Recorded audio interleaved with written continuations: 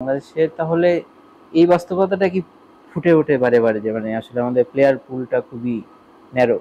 Definitely, কারণ তুই বুঝতেছিস যে আমরা হৃদয়ের একটা বিকল্প যাচ্ছি, এবং হৃদয়ের বিকল্প সব মানে মানে থাকা উচিত, চাচ্ছি না।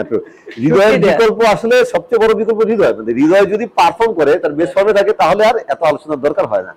যদিও সেটা আইডিয়াল না, কারণ হৃদয় ইনজুরি হতে পারে, যেটা হয়েছিল পাকিস্তানের সাথে, অসুস্থ ছিল, একটা ওয়ার্ল্ড কাপে গেল, গিয়ে তার একটা চোট লেগে গেল, তখন কি নাইম শেখকে 4 খেলাতে হয়েছে। সো আমি মনে করি যে হৃদয়ের একটা ভালো অপশনও থাকা উচিত, বাট ডেফিনেটলি হৃদয়ের ফর্মে থাকলে এই আলোচনাটা হয়তো এতটা হতো। এবং হৃদয় তো ওই পুশটাও থাকা উচিত, যেটা ধরেন জুবাই এর আগে বলছিল যে বাংলাদেশের টপ অর্ডারে এখন মোটামুটি আপনি পাচ্ছেন, মানে টপ অর্ডার মানে একটা যে সেন্সেই হোক এসেছে, কারণ হচ্ছে এখানে পুশ করার মতো প্লেয়ার বেশ কয়েকজন মানে আছে। হ্যাঁ এটা, বাট এটা তো ধরেন মানে হৃদয় বা যে কোনো ব্যাটারের ক্ষেত্রে, যে কোনো পজিশনের ক্ষেত্রেও তো এই জিনিসটা থাকা উচিত। মানে এটা তো ধরেন হৃদয়ের ফার্দার কনসিস্টেন্সি চলে আসে। হ্যাঁ, মানে এই জিনিসটার জন্য তো আসলে হ্যাঁ, তুমি যেটা বললে যে এখন হয়তো পারভেজ, ইমন বা তানজিদ দা ভাবতেছে টপ অর্ডারের অপশন আছে, হ্যাঁ ঠিক আছে, ব্যাক অফ দ্য মাইন্ড থাকবে যে সৌম্য ঠিক আছে বাইরে আছে, যদিও সৌম্য ওইভাবে পারফর্ম করে নাই, বাট একটা এক্সপেরিয়েন্স প্লেয়ার আলোচনায় থাকে, সো সৌম্য বাইরে আছে, শান্ত এখন নাই, শান্ত তো আসতে পারে সিনিয়র প্লেয়ার হিসেবে, সাইফো টপ অর্ডারে ব্যাট করতে পারে। হ্যাঁ, এটা ব্যাক অফ দ্য মাইন্ড তাদের একটা উদ্বুদ্ধ করতে পারে যে আমাকে পারফর্ম করতে হবে, নিজেকে এনরিচ করতে হবে বা শানিত করতে হবে।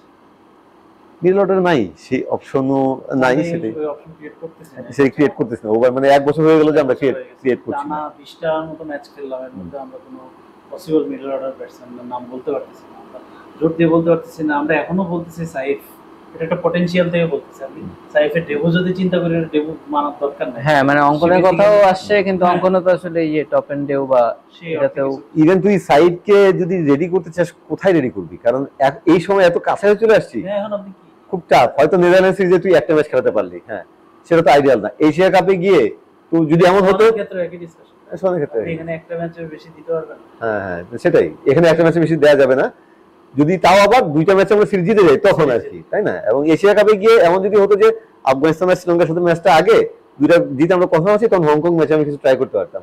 এটা এখন টাফ, হংকং এর ম্যাচটা শুরুতে, তাই না? সো অনেক ডেলিকেসি আছে।